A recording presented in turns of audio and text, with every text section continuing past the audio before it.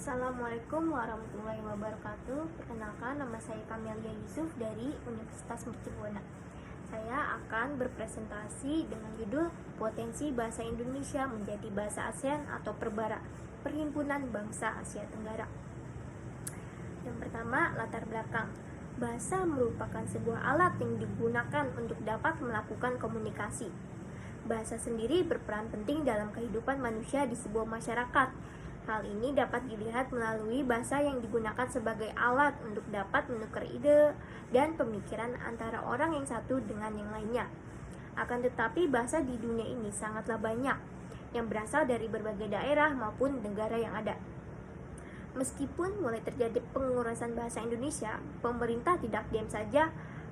Hal ini dilihat dari pemerintah yang terus melakukan usaha dalam peningkatan penggunaan bahasa Indonesia, melebihi dari bahasa asing.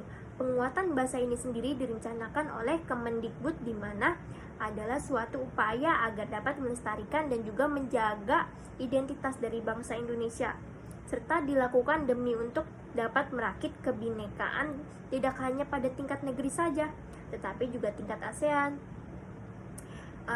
Kemudian apa aja sih alasan pemerintah mengajukan bahasa Indonesia sebagai bahasa ASEAN? Alasannya adalah Menteri Pendidikan Indonesia Nadiem Makarim mengatakan bahwasannya bahasa Indonesia lebih layak dijadikan sebagai bahasa resmi ASEAN karena dapat ditinjau berdasarkan pada segi keunggulan sejarah, hukum, dan linguistik. Selain itu, bahasa Indonesia sendiri di dunia internasional telah menjadi bahasa dengan persebaran terbesar dibandingkan dengan Asia Tenggara lainnya, di mana telah tersebar di sekitar 47 negara di seluruh dunia. Selain itu, pembelajaran bahasa Indonesia untuk penurut asing atau yang disebut sebagai BIPA juga telah dilakukan oleh 428 lembaga yang diselenggarakan baik secara mandiri maupun yang didukung oleh pemerintah dan Badan Pengembang dan Pembinaan Bahasa oleh Kementerian Pendidikan dan Riset. Kemudian, apa sih upaya internasionalisasi bahasa Indonesia? Upaya lanjutan yang dapat dilakukan adalah dengan revitalisasi, di mana hal ini adalah suatu proses untuk dapat menghidupkan kembali sebuah hal yang tidak berdaya sebelumnya dan menjadi lebih penting. Revitalisasi bahasa sendiri merupakan sebuah upaya yang dilakukan untuk dapat mengembalikan bahasa yang sebelumnya telah terancam untuk punah dengan cara untuk meningkatkan penggunaan bahasa itu setelah mengalami sebuah penurunan. Sedangkan upaya internasionalisasi bahasa Indonesia dilakukan melalui program pembelajaran pada para pelajar asing, yaitu BIPA.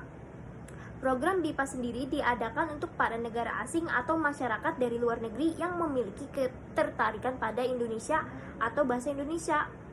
Program ini berperan penting karena dapat membuat internasionalisasi bahasa Indonesia dapat realisasi. Program BIPA telah dilakukan sejak 2015 yang dilakukan oleh Pusat Pengembangan Strategi dan Diplomasi Kebahasaan, di mana hal ini lebih difokuskan pada negara-negara di ASEAN. Kemudian, apa saja sih peluang dan hambatan bahasa Indonesia sebagai bahasa ASEAN? Indonesia memiliki kekayaan alam serta kebudayaan yang sangat banyak.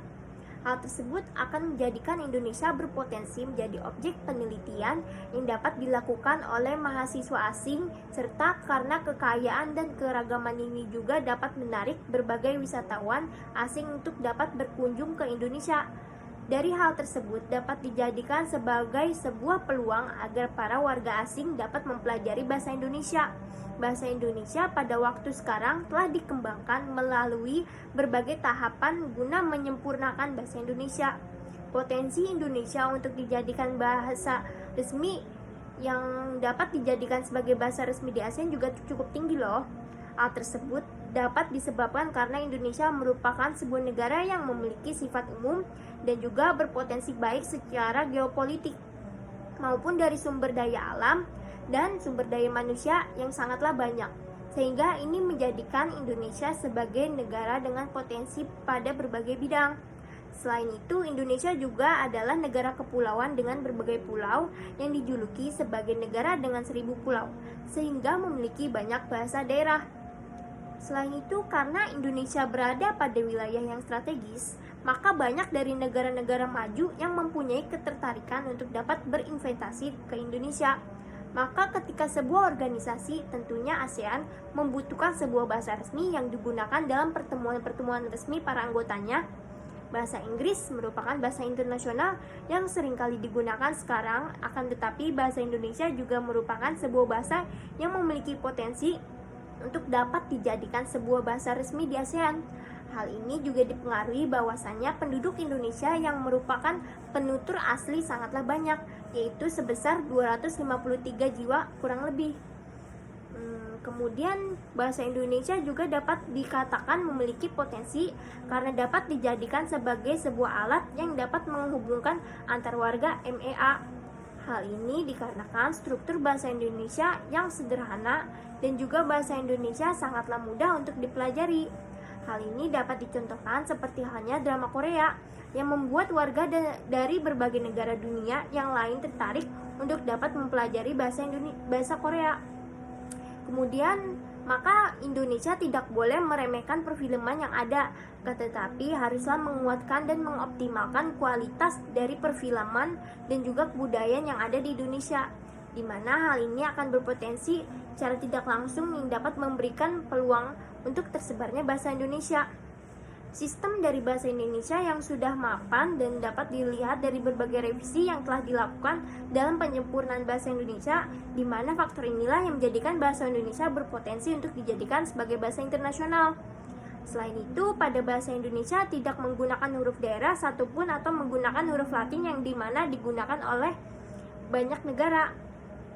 Dengan penggunaan huruf Latin ini, maka akan memudahkan dalam mempelajari bahasa Indonesia, sehingga hal ini dapat dijadikan sebagai sebuah peluang dari internasionalisasi bahasa Indonesia.